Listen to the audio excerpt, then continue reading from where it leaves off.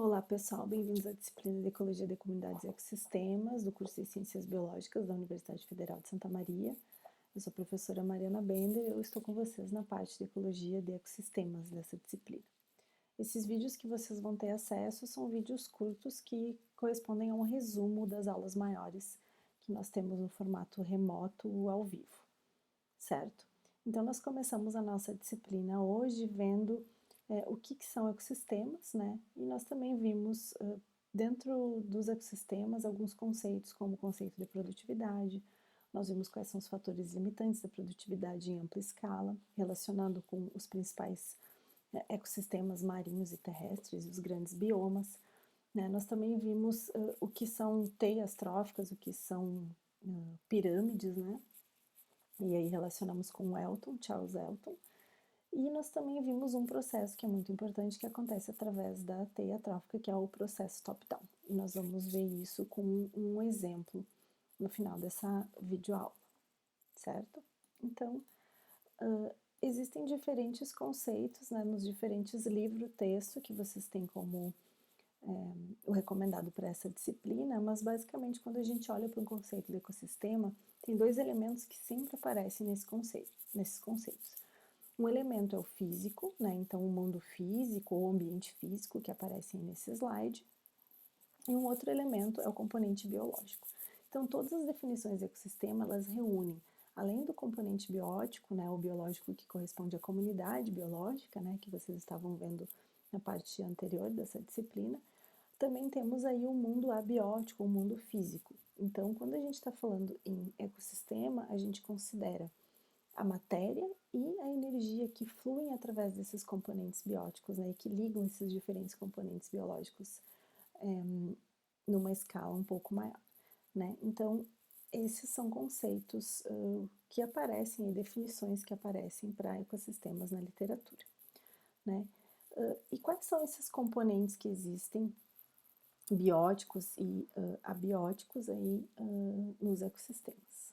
Então, nos ecossistemas, nós temos os diferentes componentes que estão aparecendo aí no slide para vocês. Então, nós temos os produtores primários, os herbívoros, carnívoros, atuando sobre todos esses diferentes níveis tróficos. Nós vamos ter decompositores e detritívoros e também os parasitos, né? Existem parasitos para produtores primários, né? Para plantas, existem parasitos que vivem associados a herbívoros e também a carnívoros.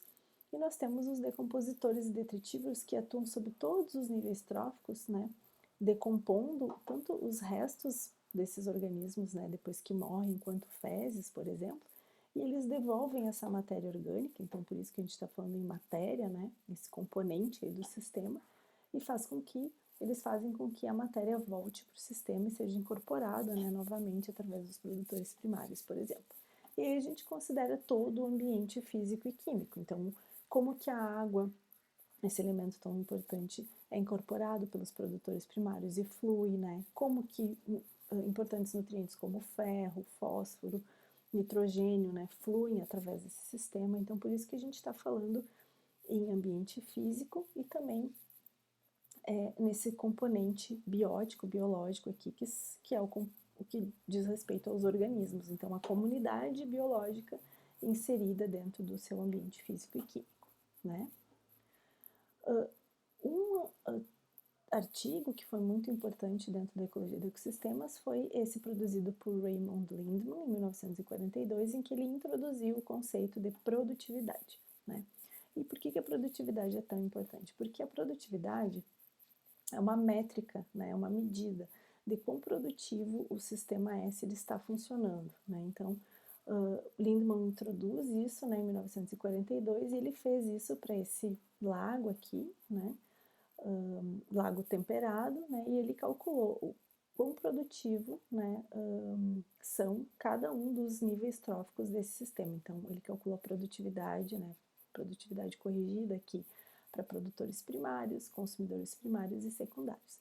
E ele diz que a produtividade ela é um termo que pode ser aplicado a qualquer grupo trófico. Então, vocês estão vendo que a gente pode dizer o quão produtivas são as plantas, né, esse primeiro grupo trófico, quão produtivos são os consumidores primários, como os herbívoros, né? E quão produtivos são os consumidores secundários. Então, isso pode ser calculado para qualquer nível trófico e para qualquer ecossistema. E ele introduz esse conceito, né? E aí é importante que vocês saibam que a produtividade primária, e aqui a gente está falando da produtividade do primeiro nível trófico, né? Ela é medida, então, através do quanto, por exemplo, né, o quanto de biomassa, né, ou energia é acumulada em determinada área e num determinado período. Então, se a gente quer comparar dois sistemas diferentes, terrestres, né, que acumulam biomassa de plantas, por exemplo, digamos que a gente queira comparar a savana africana e os campos sulinos, a gente precisa comparar o quanto os produtores primários acumulam, né, de biomassa em determinada área, por exemplo, metros quadrados ou hectare, em determinado período, dia ou ano, né? Essa produtividade total aí produzida pela fotossíntese é a produtividade primária bruta, né? Ou PPB, né? Se a gente remover dessa produtividade primária bruta o quanto que é respirado pelos organismos, né, o quanto de energia eles perdem na respiração, a gente obtém então a produtividade primária líquida, né? Então, parte daquilo que é assimilado pelo organismo, né, no caso as plantas, assimilando energia e produzindo, né, assimilando energia radiante e produzindo energia, parte é utilizada em sua respiração e parte é utilizada para crescer. Então, essa produtividade primária líquida, né? No planeta Terra, a maior parte da produtividade primária ela está associada ao ambiente terrestre, 60%, e 40% então é associado aos oceanos, né? Então, os ambientes terrestres têm uma contribuição muito grande para a produtividade e são fundamentais na produtividade do planeta Terra. Se a gente for olhar numa ampla escala para a produtividade primária, a gente vai ver que, no caso aqui a gente está vendo nesse mapa a produtividade primária líquida, né? Então a gente vai ver aqui que a produtividade primária ela não é homogênea no planeta Terra. Então a gente vai ter dentro dos continentes, né, na parte terrestre do planeta, diferentes regiões vão ser mais produtivas, né? Em algumas regiões vão concentrar maior produtividade, como que acontece aqui nas regiões, na região tropical, né? Então, nas florestas tropicais a gente tem uma maior produtividade, vejam que aqui aparece essa cor, né? Mais alaranjada ou vermelha, enquanto que algumas regiões, né, tem grandes vazios, né, de produtividade, então tem uma produtividade primária líquida muito baixa, que é o caso dos oceanos abertos aqui, né, essas cores mais escuras, e também as regiões desérticas, né, em que a gente tem um valor muito baixo de produtividade. Então, o que acontece aqui? A gente tem, nesses locais em que a produtividade primária líquida é muito baixa, uma limitação, né? No caso dos oceanos, uma limitação muito grande de nutrientes, né? Nos oceanos abertos, a gente tem uma incidência de radiação solar grande e tem água, né? E só que acontece aqui a gente não tem nutrientes disponíveis para esses organismos, no caso o plâncton, por exemplo, florescer e sustentar uma cadeia trófica acima, né, deles. E aí o mesmo acontece, né, nas regiões desérticas, né? No deserto nós temos uma incidência luminosa muito grande, mas a falta de água e de nutrientes faz com que a gente tenha uma produtividade muito baixa nos desertos, né? Então, a gente precisa de radiação solar, disponibilidade de água e nutrientes para que os sistemas sejam muito produtivos, né? E aí, se a gente comparar nessa figura, vocês podem ver dois desses elementos, né, mencionados aqui. Aqui em cima vocês têm, aqui no eixo Y, vocês têm a precipitação anual, então a disponibilidade de água, né, uma medida de disponibilidade de água. E a gente tem temperatura média, né, então diminuindo nesse sentido. Então aqui uma medida de radiação solar, né, e calor. Então, se a gente distribuir aqui diferentes pontos com diferentes valores de temperatura e precipitação, né, e sobre esses pontos a gente fizer alguns desenhos para limitar de onde são esses pontos, a gente vai conseguir resgatar que maiores temperaturas e grandes precipitações estão associadas a florestas pluviais tropicais, então a gente tem a floresta pluvial tropical, que também concentra grande produtividade, né? Aqui com elevada temperatura e baixa precipitação, um deserto subtropical, né? E com baixa temperatura, né? E no outro limite, né? E baixa precipitação, a gente tem a tundra. Então, esses locais tendo baixa produtividade, né? Porque tem essa temperatura baixa e aqui muito elevada, mas contam com baixa precipitação. Então, a gente tem essa limitação da água influenciando na produtividade. E aí, quando a gente está falando, aí, como estamos falando dos fatores limitantes, né, nos ambientes aquáticos, a gente tem uma associação aí com material que pode ser tanto autóctone, né, quanto alóctone. Então, em alguns ambientes, o material alóctone, né, no caso dos ambientes aquáticos, é muito importante, que corresponde ao material orgânico que é trazido de outros ecossistemas, né, e contribui para a produtividade local. Então, um exemplo bem clássico aqui é o guano, que são as fezes de aves marinhas, né, muitas vezes migratórias, que através das suas fezes, né, que eles fazem ali, né, sobre os seus ninhais, né, nos oceanos, contribuem muito para a produtividade local. Então aqui vocês estão vendo uma importância de um material orgânico alóctone, que ele vem de fora do sistema e contribui muito para a produtividade local, né? Nos rios isso também acontece, nós temos muito material alóctone que é trazido de outros ecossistemas, né? Nós temos, por exemplo, folhas de árvores que caem sobre esses rios, né, ao longo do seu curso e contribuem ali para aumentar a produtividade ou, em alguns casos, a gente pode ter uma diminuição, né? E ao longo das diferentes ordens dos rios, a gente vai ter uma contribuição maior ou menor desse material, né? Então, ela é maior, a gente tem uma contribuição maior de material alóctone nos rios de menor grandeza, então nos riachos, por exemplo, e à medida que eles vão aumentando em grandeza, essa contribuição e importância do material alóctone vai diminuindo, né? Então, nos grandes rios com leitos bem grandes, aí a importância desse material alóctone diminui, né? Bom, então, ainda sobre produtividade e limitação, né, limitações à produtividade, a gente tem um fenômeno muito importante que acontece nos oceanos, que é o de ressurgência, que na verdade corresponde a uma corrente oceânica, né, que é paralela à costa. Essa corrente, ela incide sobre a costa e ela traz, então, nutrientes e uma água fria muito enriquecida, né, que vem, né, das profundidades maiores, né, então das profundezas, e ao chegar na superfície, né, essa corrente traz então uma quantidade grande de nutrientes que beneficia aí fitoplânctons ou plâncton, ocasionando então um boom de algas, né, de fitoplâncton e zoo, né, no caso, fito e o zoo associado, e aí diversos outros organismos que vivem naquela comunidade vão se beneficiar, então a gente tem um aumento da produtividade local, né, em função dessa água que vem de regiões profundas e que é muito enriquecida com nutrientes, né, pensando aí que nos oceanos grande parte dos nutrientes está depositado no solo dos oceanos por precipitação, tá? Eles precipitam no solo dos oceanos. Opa. Então, essa figura aqui mostra como que a biomassa está relacionada com a produtividade primária, né, em diferentes ecossistemas. Então, aqui vocês estão vendo ecossistemas aquáticos e terrestres, né? Então, aqui os aquáticos e aqui os terrestres.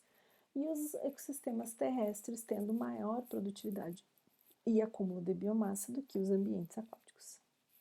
Entre os ambientes terrestres, as florestas predominando em produtividade primária e acúmulo de biomassa, aparecendo aqui como florestas tropicais, né, esse TRF, uma sigla para florestas tropicais, né, e aqui, por outro lado, nos ambientes aquáticos, a gente tem os oceanos abertos aqui, né, que vocês lembram do mapa anterior, e no outro extremo nós temos os os pântanos nessas regiões mais lodosas e pantanosas que se encontram aqui nesse extremo, que também são muito produtivos.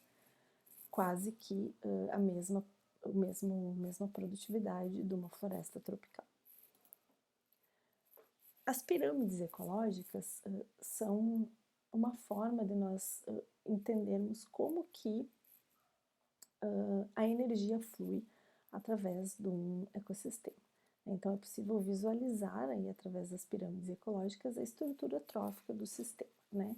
E aí, nos diferentes níveis tróficos, nós vamos ter, na verdade, essas diferentes posições dos organismos, né, na cadeia trófica. Então, aqui embaixo vocês estão vendo produtores primários, né, que correspondem aos organismos fotossintetizantes, os consumidores primários, consumidores secundários e assim por diante. Então, as pirâmides, elas são essa representação gráfica aí, da estrutura trófica de um ecossistema. E as pirâmides, elas podem ser tanto pirâmides de número quanto pirâmides de biomassa, né? O que isso quer dizer?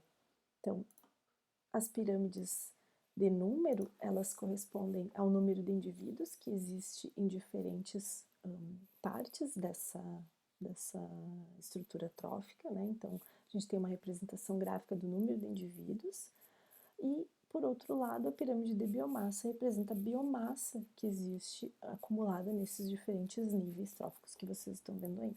Essa figura é apenas um exemplo, mas para comparar uma pirâmide de números, né, na esquerda de vocês, e uma de biomassa na direita. Então, se a gente for olhar o número de árvores, né, e são os carvalhos que sustentam os consumidores primários, que são as lagartas e as aves, as outras aves que vêm nos outros níveis tróficos aí, em números, a quantidade de árvores é menor do que a quantidade de lagartas, por exemplo, que pode se alimentar dessas árvores, né? E se a gente olhar para a biomassa, então a biomassa dessas árvores é muito maior do que a biomassa dos lagartos, que é maior do que a biomassa de aves e assim sucessivamente, né?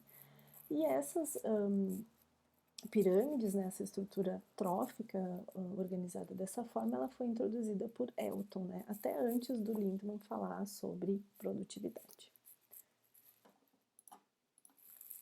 Então, no ambiente aquático, né, a gente tem pirâmides de números que são similares àquelas dos ambientes terrestres, né? Então, a gente pode ter uma estrutura piramidal normal, né, em que a base é maior do que o topo, com quantidade de indivíduos muito grande de fitoplâncton, menor de zooplâncton, né, e assim sucessivamente.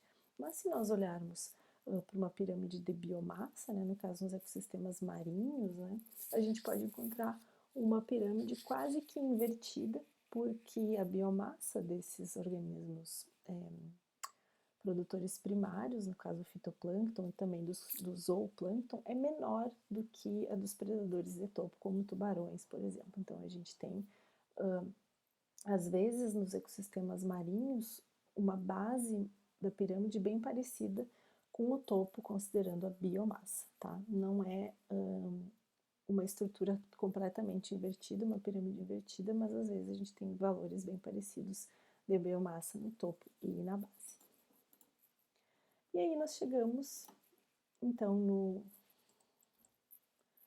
nos níveis tróficos e na energia, né, como que ela é transferida. E aqui é importante que vocês saibam que nem toda energia que é recebida dentro do nível trófico, ela está disponível para o nível trófico logo acima. Então, existe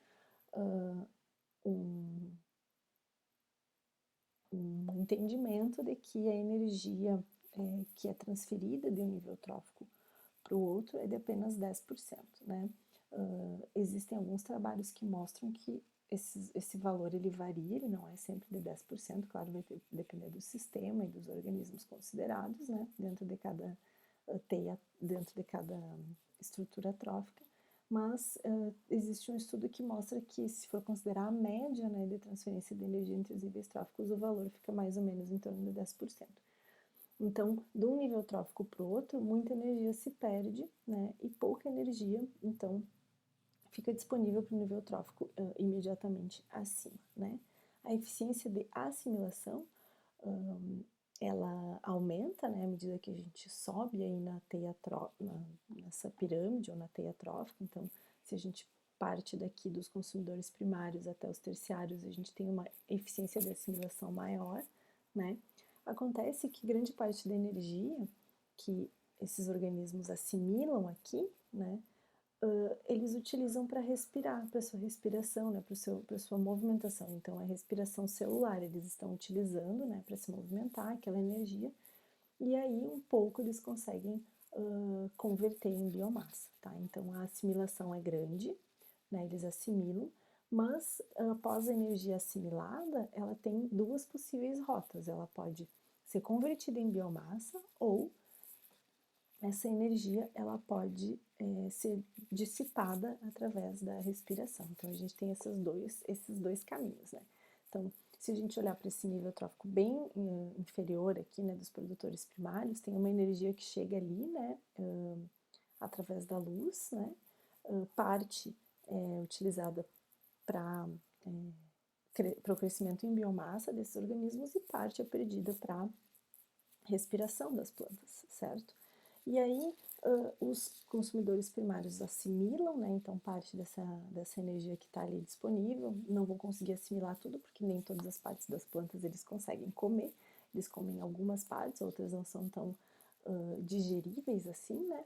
E aí ao